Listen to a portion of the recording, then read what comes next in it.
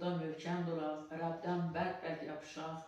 Bu dünyada çox yaşasaq, 100 il yaşaya bilərik. Ondan artıq sürünməkdir. Amma əbədi həyatımızı itirməyək, əziz dostlar. Bu dünya hər şey fanidir, hər şey. İnsanlar nə qədər zəhmət çəksələr də, nələr tiksələr də, yəni neynəsələr də hamısı burada qalır. Bizim əbədi həyatımız göylərdədir, göylərə baxaq, əziz dostlar, göylərə baxaq. Süleymandan çox varlı insan yoxdur hələ də, hələ də yoxdur. Kəlam necə deyib, elə də oldu. Hər il heç kəsin, heç bir varlığın sarayına 666 ton qızıl gəlmir. Mən yəni beləsini eşitməmişim. Onun üçün də, əziz dostlar, gəlin, neyniyək? Göylər üçün nə ediriksə, Rəbb üçün edək. Yaşayan diri Tanrımıza alqışlar və izzətlər oxuyaq. Aleluya, aleluya, aleluya. Bir yerdə oxuyaq.